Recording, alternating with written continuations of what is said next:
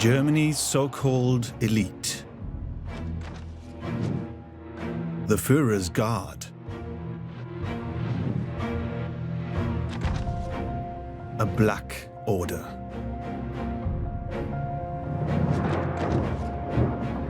The end result is a crime the likes of which the world has never seen.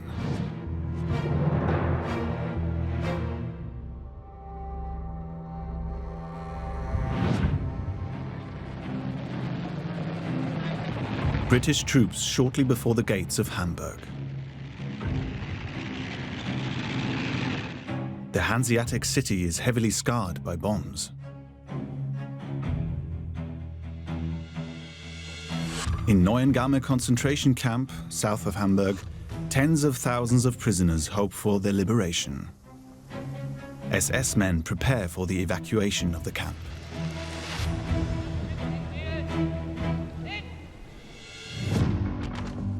20 Jewish children between 5 and 12 are also held here. These photos were taken before their deportation by the SS.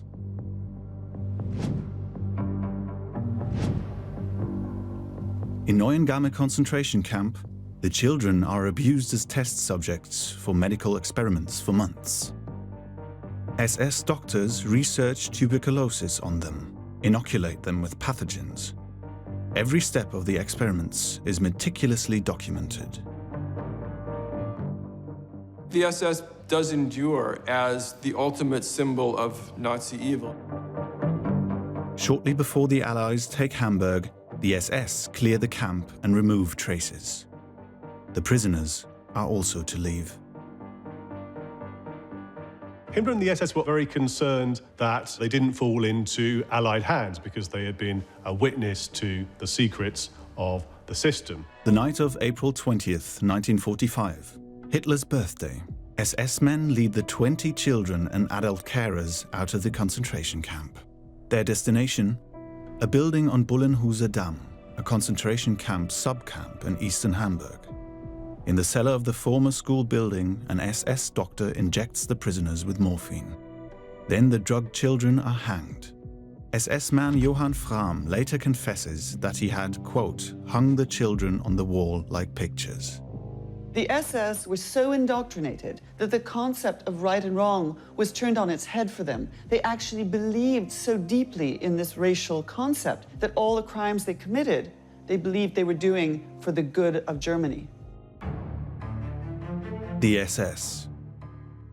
Hitler's executioners in black. What is the secret of their power?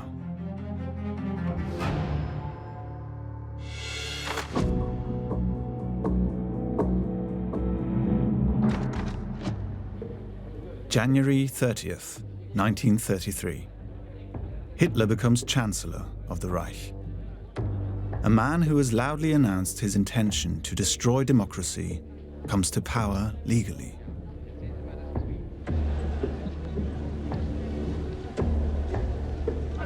Ich habe mir ein Ziel gestellt, nämlich die 30 Parteien aus Deutschland hinauszufegen. Behind Hitler's rise is the failure of German politics and the violence of paramilitary associations such as the Sturmabteilung, SA for short, and the Schutzstaffel, the SS. The SA, Hitler's brown shirts, Nazi poster boys and thug squad. Responsible for marches, propaganda and beatings of political opponents, primarily communists and social democrats. Bloody street fights between the SA and leftists lead Germany to the brink of civil war in the early 1930s. This benefits Hitler twice over. The Nazis were able, on the one hand, to inflict a lot of violence on their adversaries, but also, somewhat ironically, to pose as the only party that was tough enough to defend Germany from the threat of violence from people like the communists. The SS is still part of the SA. They can be recognized by their black caps, with the swastika and skull and crossbones. symbols that signal that they are violent and ready to kill. The SS wants to be more than just a thug squad. Wie der Name schon sagt, Schutzstaffel. As the name Schutzstaffel says, its purpose was to protect the party and the party organs against their enemies. In Hamburg, the young Otto Kumm witnesses attacks on political opponents from 1931 onwards. Parteiversammlungen wurden Party meetings were always disturbed by communists, and then we had to rush out there and beat them up. mussten die rauspauken. Our group called Storm 5 had a truck parked in front of the door, which immediately drove us there if something was going on somewhere. And then we jumped down, and it was quiet in no time. In the understanding of the SS men, brawls are honorable operations. SS men were encouraged to be infatuated with the ideals of soldiering, of comradeship and toughness. The reality was very different, and this looks a lot more like the politics of hooliganism than it looks like the politics of soldiers. Nazi thugs have existed since the founding of the party. Nothing unusual in the Weimar Republic. Paramilitary units are a legacy of the First World War. At the end of 1918, shortly after the flight of the Emperor, residence militias and the Free Corps are formed. They were mainly former frontline soldiers who wanted to fight against those they believed were responsible for the defeat: Jews, Marxists, revolutionaries. By the mid-20s, numerous political combat units had emerged. Nearly all of them present themselves in a strictly military manner, with flag, uniform, and parade march, attractive for young men at the time. This has to do with the fact that the military already conveyed an enormous prestige in the imperial era. Young men seek this prestige, seek this fascination, but because of the disarmament provisions in the Treaty of Versailles, they no longer have the opportunity to join the military. So they join these political paramilitary fighting organizations. The Nazi party, NSDAP, is able to gather hundreds of thousands of mostly young men at the Reich Party Congress in Nuremberg in 1927. SS and SA march in front of Hitler. Among them, the 26-year-old Heinrich Himmler. 2 years later, he becomes head of the SS. He is still a rather insignificant Nazi. The SS remains subordinate to the SA. Himmler is more of an assistant to the SA leadership, as a party film clearly shows. But the inconspicuous man wearing glasses has great goals. The SS should be more than just party security. It should be the Nazi elite. The ideal image of the Nazi movement: Nordic, tall, athletic. Aryan, as it was called at the time. That's exactly how SS men were supposed to be. The SS, which was really created by Heinrich Himmler, completely absorbed the racial ideology and policies that Hitler had outlined in Mein Kampf and in various other works of his. Himmler's admission criteria for the SS consist of supposedly Aryan physical characteristics. Every applicant must prove that he has no Jewish ancestors. In 1932, Himmler establishes the SS Race Office, later renamed the Race and Settlement Office, to examine applicants. Otto Kumm does not quite meet the specifications. Nevertheless, he is accepted. Das waren besonders ausgesuchte Männer alles. They were all especially select men. They were all tall. I was actually much too small for the SS, even back then. They made a big exception and took me in after all. Hat mich dann doch aufgenommen. Himmler sees the SS as an association of Nordic men as early as 1931. Its goal is to keep the Nordic race pure. In essence, this is directed against Jews and Slavs.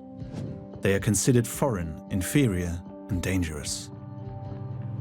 Himmler's idea of the SS included not only deep racism, but also unconditional allegiance to Hitler, a striking difference to their competitor. As early as 1930, the SA sometimes had different ideas from the party leadership. The SS was going to be Hitler's tool in the event of any conflict between the party and the SA. We see this already in 1930, when conflict between the SA and the party is already breaking out into actual violence, and it's the SS that is being deployed to bring the SA back under control. It's the birth of the SS motto, "My honor means loyalty." Himmler had the medieval-sounding slogans stamped on the belt of all SS uniforms from 1931 onwards. The remarkable thing about this is that the old army belt locks read, "God with us," and the SS replaced that with, "My honor means loyalty." Or if we want to take it a little further, "My honor means loyalty to Adolf Hitler." This is also an attempt by Heinrich Himmler to ultimately define the SS in relation to the SA, but also as a separate organization within the Nazi party, so to speak. Since 1929, the world economic crisis has shaken Germany. The political system loses support dramatically. Nazis and communists dream of overthrowing the Republic. The German Communist Party was dedicated to installing a Stalinist regime. Middle classes were terrified in Germany, and so they voted for the Nazis. They wanted order, they wanted the labor movement crushed, they wanted some kind of stability. Hitler's following grows rapidly, and the SS profits. When Himmler became head in 1929, the SS had only about 1,000 members. At the beginning of 1933, there were already more than 52,000. A shadow army about to leap.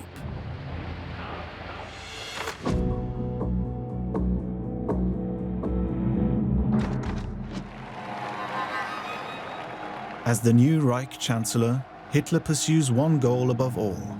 He wants absolute power in the state. Any means will do.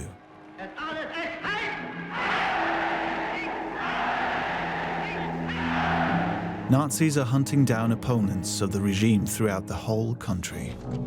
SA and SS men become auxiliary police officers. Open terror in the cloak of legality. The SS excelled in contempt for human beings. When the Jewish lawyer Michael Siegel tried to get the police to release a client in mid-March, he was beaten up by SS men and chased through the center of Munich with his trousers cut up, barefoot, and with a cardboard sign around his neck. Heinrich Himmler is now the police chief of Munich. Political opponents are tortured at police headquarters on Himmler's orders.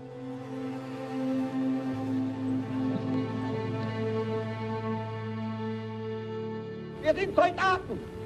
Und als Soldaten wissen wir aus Überzeugung, dass nur der geht, der nicht geschadet, der tot und der vernichtet ist.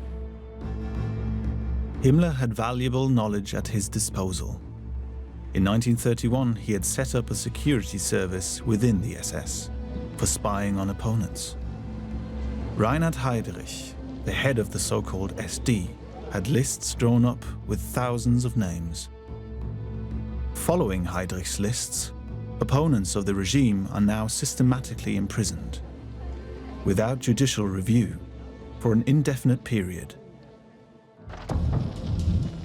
The legal basis is provided by the Reichstag fire at the end of February 1933, which the Nazis declared to be a communist coup attempt.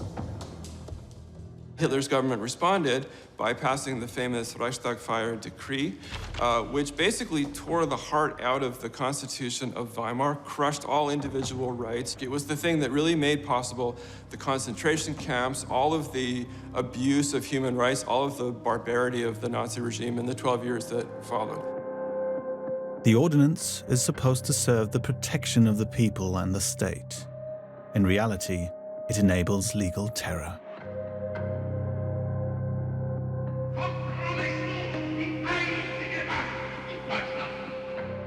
The result is a bloody hunt throughout the country.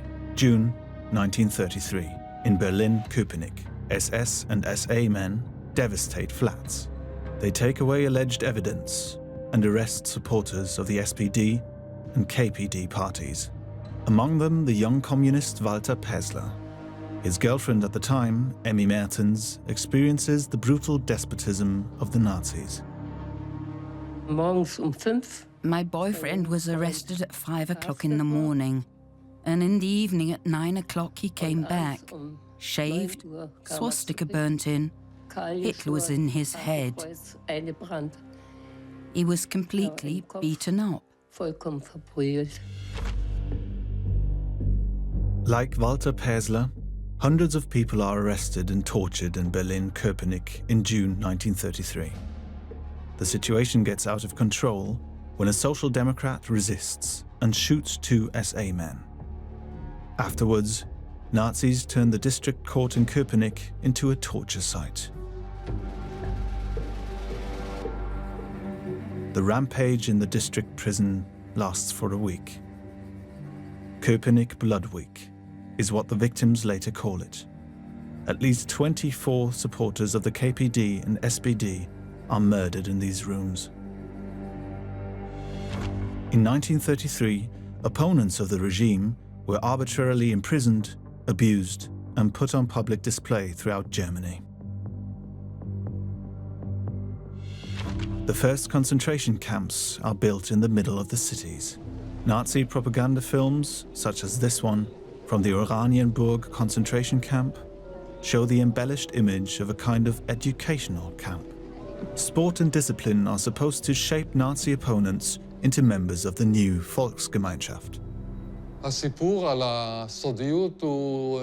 The story that the existence of the camps was kept secret was invented much later. The Germans knew about the camps. Not only that, the regime even made sure that people knew about the camps, in order to scare them. In 1933, dozens of early concentration camps like Oranienburg are set up, spread across the Reich. Heinrich Himmler also has a camp built on an empty industrial site in the north of Munich, the Dachau concentration camp. At the time, it was the only camp administered by the SS, a kind of test laboratory for the rise of Himmler and the SS. Meanwhile, the much larger SA confidently stages itself under its Chief of Staff, Ernst Röhm. The men in brown celebrate the new Nazi regime. From below, you don't see it so clearly, when you're marching and vegetating in the undergrowth like that there were power struggles going on up there. We were drunk to be in power to begin with. Nuremberg, the so-called Reichsparteitag, 1933. At SA events, Röhm appears on equal footing with Hitler. Himmler and the SS hardly play a role in public. The SA has swelled into a kind of mass army, also through the integration of other right-wing military associations. From around 500,000 men in January 1933, the SA grows to 4.5 million by summer 1934. This makes Röhm's militia 45 times larger than the Reichswehr, the official army, with its 100,000 soldiers. But already, at the end of 1933, the SA faces a problem. They've lost their original function. There are no longer any opponents to go and beat up or opposing meetings to go and disrupt. And so they start fighting amongst themselves, they get drunk, they become more and more disorderly. Ernst Röhm has ambitious goals. He wants to push the Brown Revolution further. He's not interested in an alliance with the old elites. The young law student Otto Gritschneider witnesses him in Munich. At the end of January in 1934, I heard a speech from Röhm in front of the Bavaria statue. I'd rather make a revolution than celebrate revolutions. The revolution's not over yet. It must go on.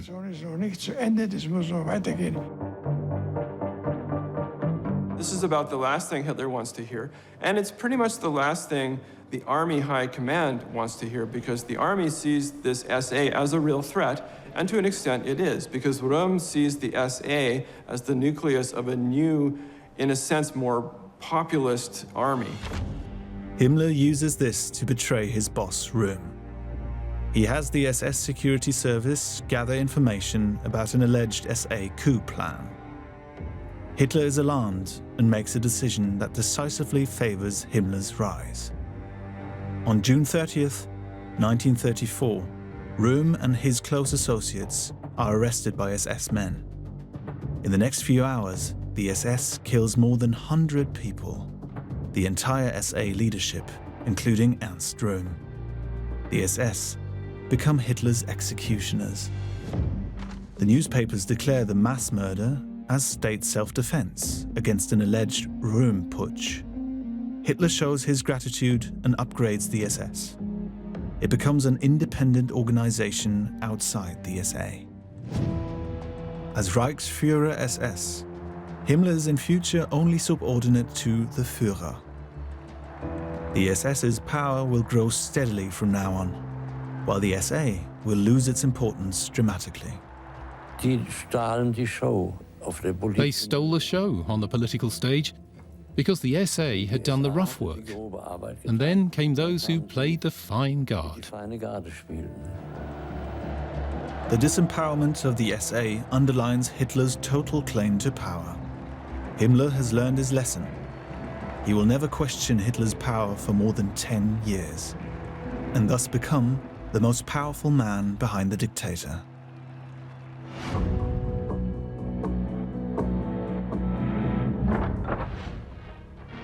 Himmler now has free rein and begins to expand his Black Order into a state within the state, radical and efficient. From 54,000 members in January 1933, the SS grows to about 180,000 by 1936. The SS is an organization that brings together men from all social classes of the German population in the Third Reich. It's never purely elitist in the sense of only academics, only citizens, only the classic elite. Himmler chooses his elite not according to education or profession, but according to outward appearance and attitude. Most of the new recruits are members of the so-called General SS, men who collect for the Winter Relief Organization in their free time or serve as cordons at public events. In 1934, Hitler allows the SS to set up its own armed units. Himmler turns the previous special task forces into militarily trained troops at his disposal, the nucleus of a future SS army, the Waffen-SS. The grounds of the former Hauptkadettenanstalt in Berlin, the most notorious of these troops, has its barracks here, the Leibstandarte SS Adolf Hitler.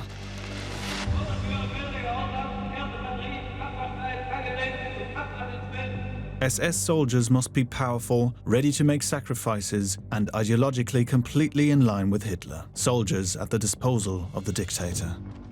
Himmler expands the SS into a network of terror. This includes the actual Schutzstaffel, with honorary members, now called the General SS. Next to it are the armed units, the so-called Verfügungstruppen, with full-time soldiers, and the guards of the concentration camps, the so-called Totenkopfverbände, the skull units. The Dachau concentration camp near Munich, the only concentration camp of the first generation to be run by the SS from the very beginning. Himmler appoints Theodor Eicke as commandant in 1933. Himmler liked Eicke because Eicke was a fanatical Nazi, he was brutal, he was a good organizer, and being Dachau commandant finally gives him a chance to make something of his life. Eicke designs a new camp organization for Dachau. From 1934 onwards, Eicke trained special units as guard units, the SS Skull units. Eicke develops camp rules with harsh punishments for the prisoners. "Work makes you free," is the cynical slogan on the camp gate. In reality, work is synonymous with torture and terror here. In 1934, Himmler makes Eike inspector of the concentration camps. Following Dachau's example, Eike begins to restructure the camps in the Reich. Many of the early SA camps, like Oranienburg, are closed. As concentration camp inspector, Eike controls 6 camps in the Reich in 1935. All are administered like Dachau, and the inmates are tortured with the same punishments. Dachau remains the SS's model concentration camp. Its key role was to be a school of violence for concentration camp personnel. And it's very rare by the end of the 1930s to find anybody in a senior position in any concentration camp that hasn't served some kind of apprenticeship in Dachau and the Dachau school. In 1939, Eike will personally lead his concentration camp guards into the war, with moderate success.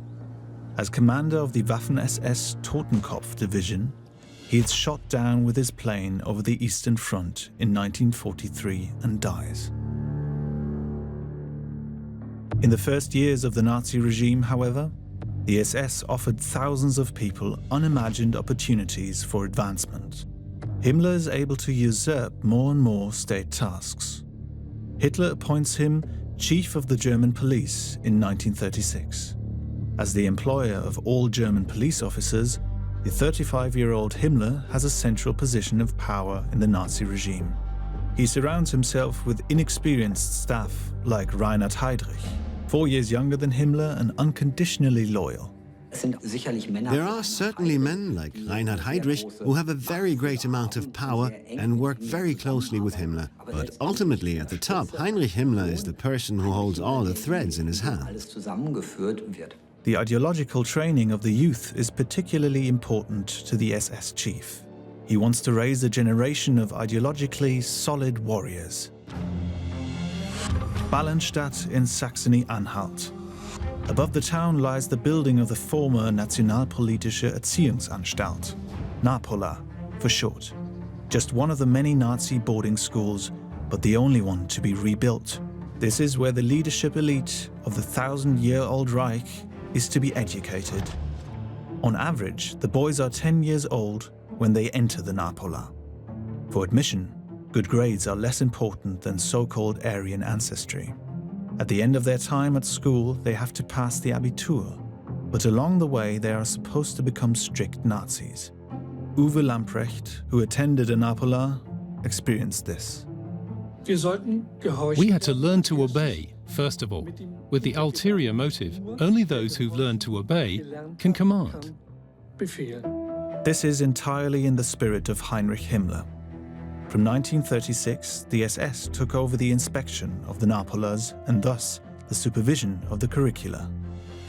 The schools differ in their additional offerings, such as gliding here in Ballenstadt, but the core is the same.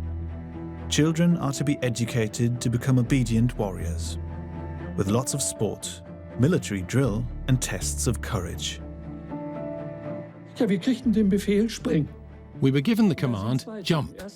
There are 2 things. First, I should have the courage to jump into the unknown. But secondly, I should have the trust in the person giving the order, who would not let me jump to my death.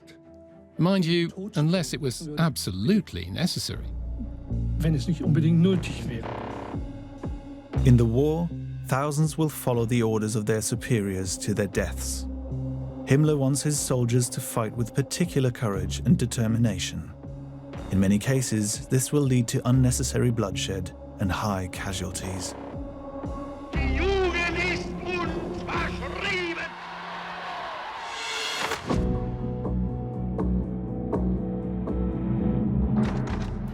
The Feldherrnhalle in Munich. The Nazi regime turned it into a place of pilgrimage for the commemoration of the dead of the Hitler Putsch in 1923. Since 1936, the recruits of the SS troops are sworn in to Hitler here. Ich schwöre dir, dass Hitler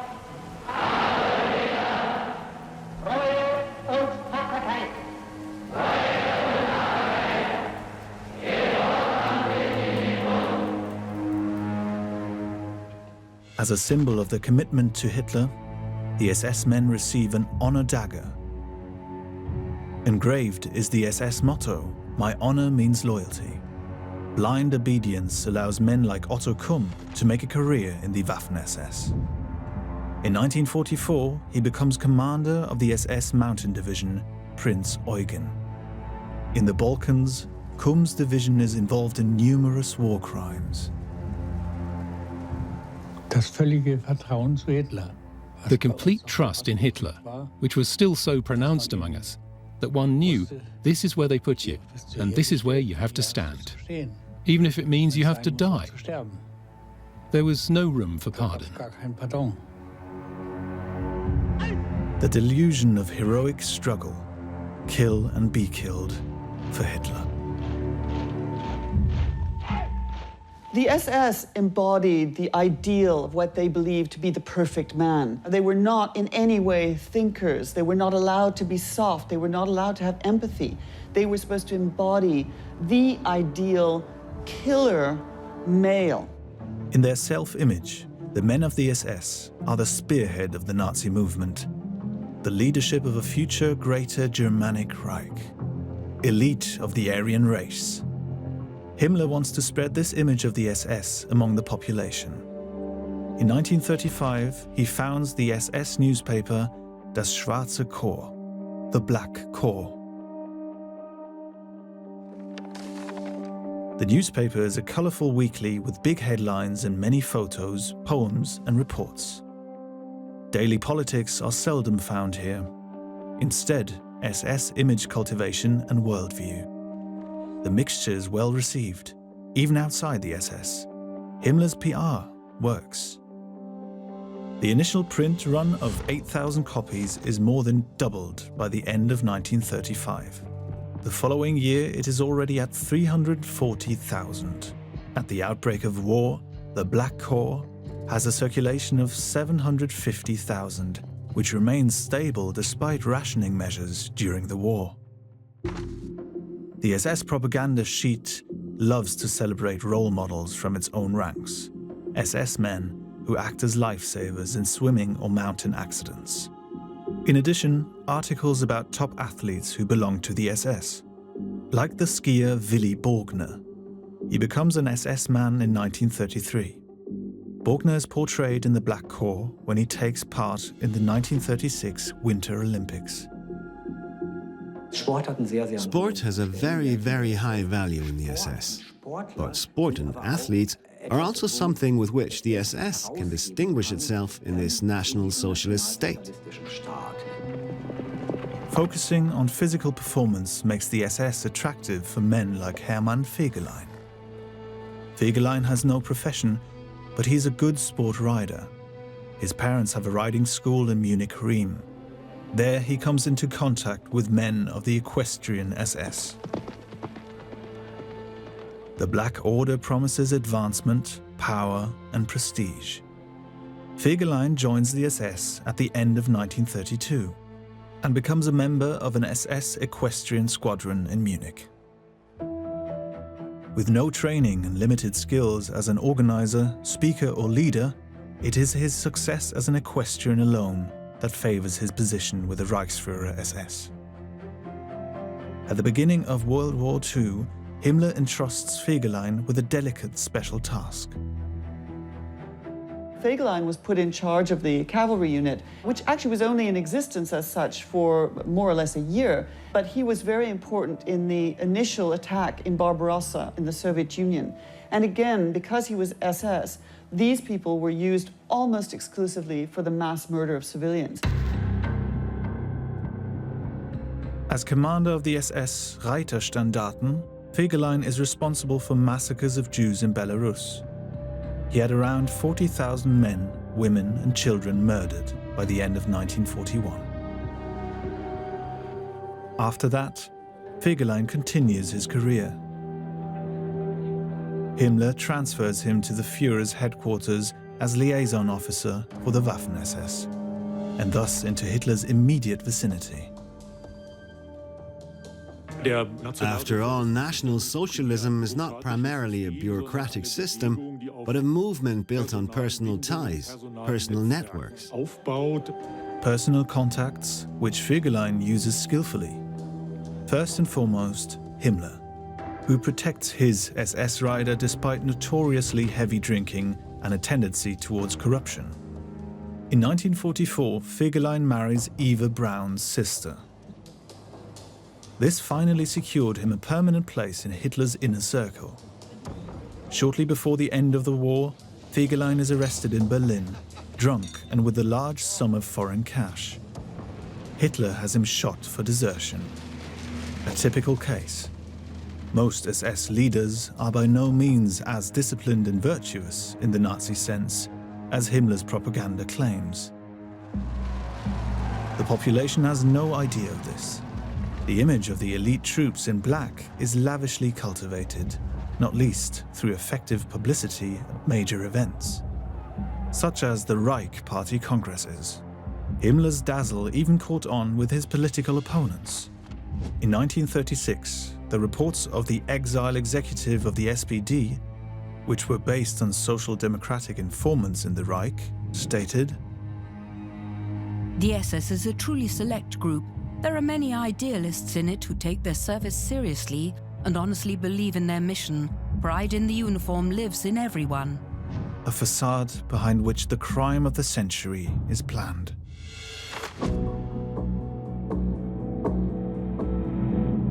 Since 1933, the Nazi regime has also been active in the economy with propaganda effect.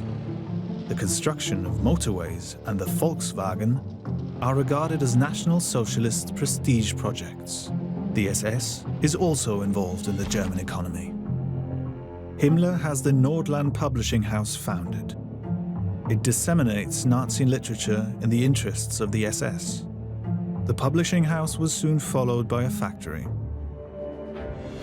SS men founded the Allach porcelain manufactory near Munich in 1936. Their program includes porcelain and ceramic objects of art and tableware.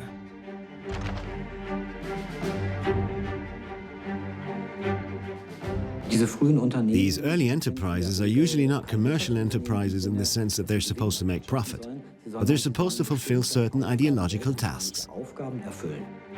The factory quickly developed into Himmler's hobby horse. He had the figure of an SS flag bearer removed from sale. It is now only given exclusively to selected SS leaders. Himmler also gives Hitler SS porcelain figurines for his birthday. And of course the dictator himself becomes an art object from Allach. New models of the porcelain factory are presented to the public in advertising shows and promoted by the SS newspaper, The Black Corps. Gifts from Allach are popular with Germans loyal to the Nazis, for example as precious gifts for members of the SS, or, as the private film of a communion celebration shows, fine ceremonial chandeliers on the festive table. The porcelain factory is completely taken over by the SS at the beginning of the war. In future, Allach products are also manufactured in concentration camps by concentration camp prisoners. Commercial enterprises are developed in all German camps.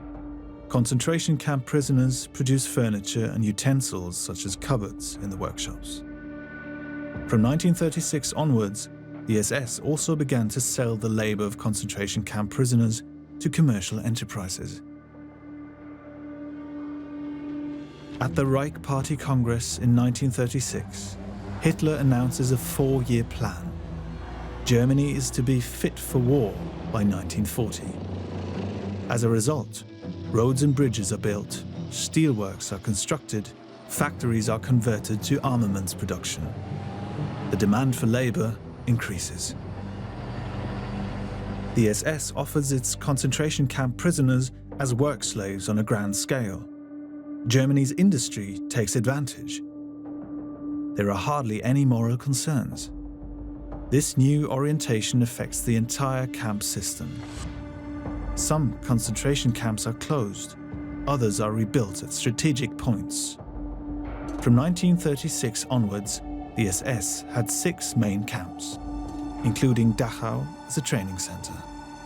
In addition, from 1938 onwards, the SS began to set up large-scale enterprises itself, starting in the booming construction industry. Neuengamme near Hamburg. Here, the SS buys an old brickyard including clay pits, and has a modern clinker factory built, a showpiece factory of the SS. Built by concentration camp prisoners. On the site, the prisoners also have to work in the clay pits. Clay is the raw material for the red clinker bricks, bricks that are also used to build the SS factory hall. The bricks for the Hamburg area are fired in large kilns. Thousands of the forced laborers employed here perish.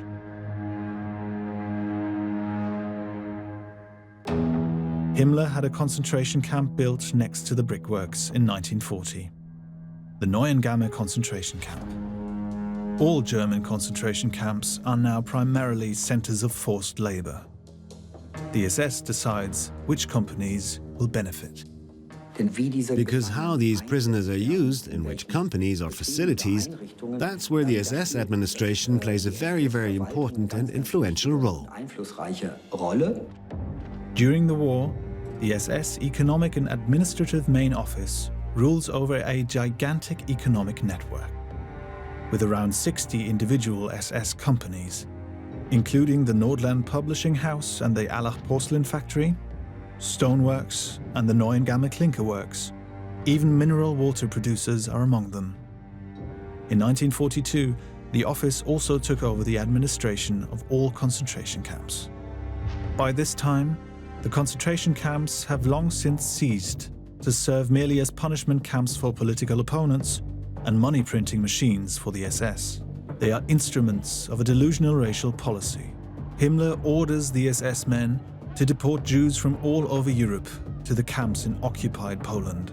In the Auschwitz concentration camp alone, more than 1 million people are forced into hard labor or murdered in gas chambers. The bureaucracy of the Holocaust, the exploitation and plundering of the Jews, is controlled by the SS administration. The so-called Main Economic Administration Office was the central administrative organization for the looted goods of the deported Jews. Mass murder, robbery, and exploitation. That is the real core of the SS, the core of Himmler's supposed elite force.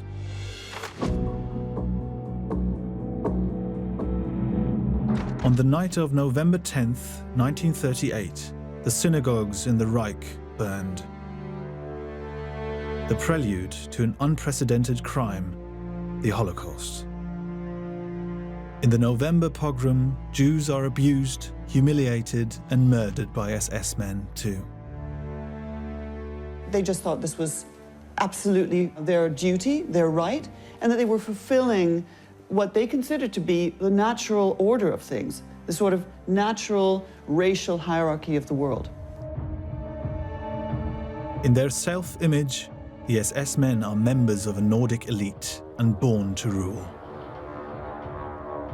That we were all Aryans, that was a very important point. That as Aryans we felt superior to other races, especially, of course, to the Jewish race, but also to the Slavic peoples. An ideology that unites. The ideology, in a sense, sets up the world of good guys and bad guys, of the people who are within your circle of moral obligation and who the people are outside that circle. With the invasion of Poland in September 1939, theories become deeds. In the occupied territories, the SS, with the support of the Wehrmacht, begins its murder campaigns. Himmler has plans drawn up for the Germanization of a large part of Poland. Thousands are resettled, imprisoned, killed. The goal for the SS men seems clear. to save Europe from communism, to cleanse Europe from the Jews, because they were the precursors of communism. People said this without ever having met a Jew in person, without ever considering the fate that was awaiting the Jews. Jürgen Gergensohn grows up under the swastika.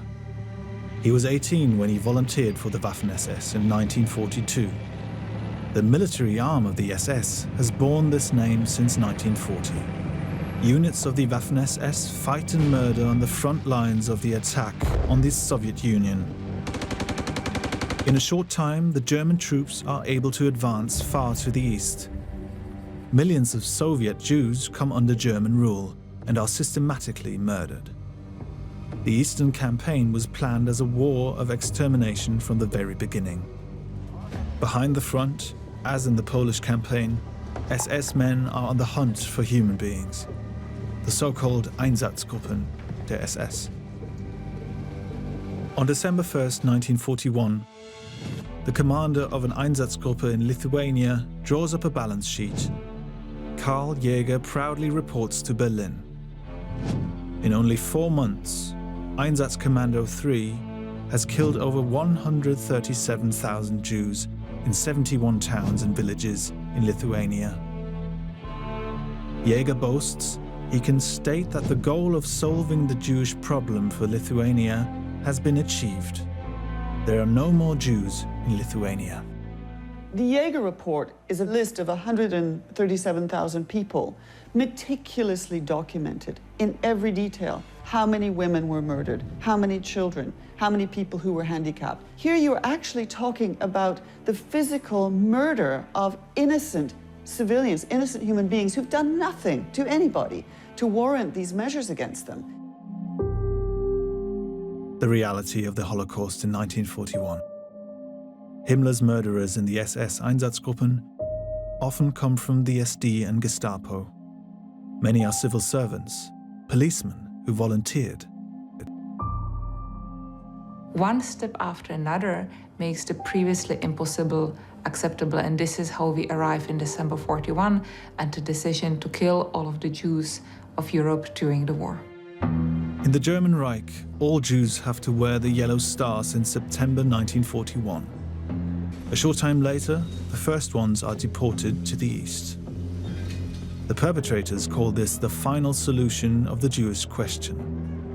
The SS is responsible for carrying it out.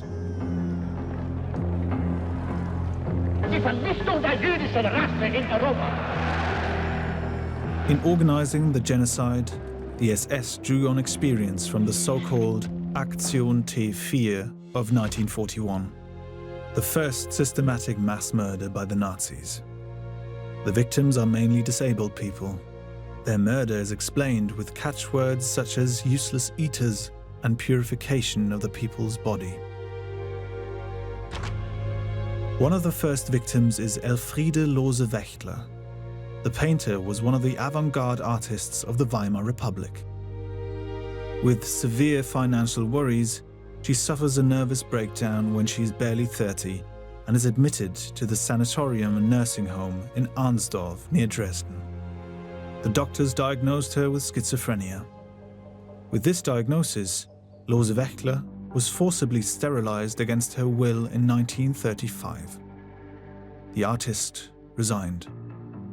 Defamed by the Nazi regime as degenerate art, her works are confiscated from Hamburg museums and destroyed in 1937. As a chronically ill patient who's unable to work, she falls into the pattern of the so-called Aktion T4.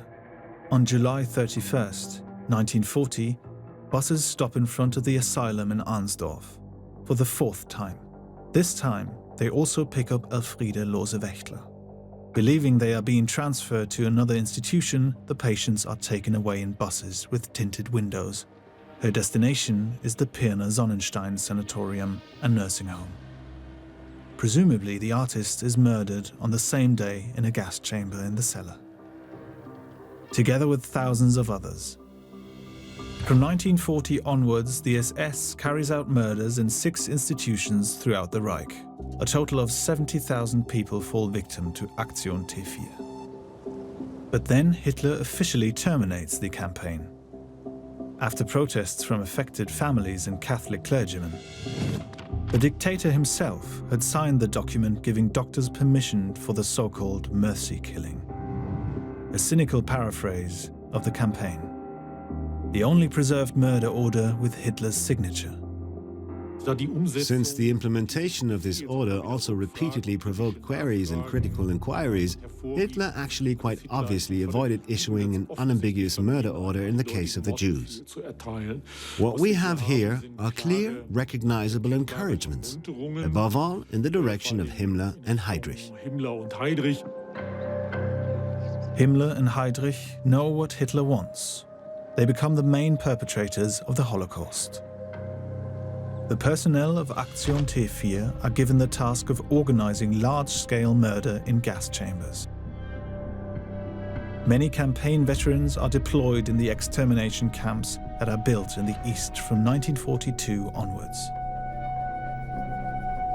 Murder factories for the criminal delusion of the struggle of the races. For 20 years, Hitler has spoken again and again about the end of the Jewish people. Himmler gives him the instrument to realize the inconceivable, the SS. It murders conscientiously and efficiently.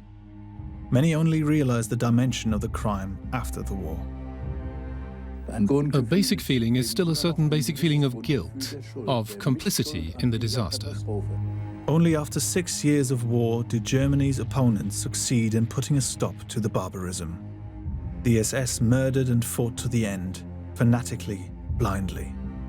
Himmler's Black Order wants to build a new world, a world that would in truth be hell on earth, the end of humanity. For this nightmare, the SS commits crimes, the likes of which history has never seen.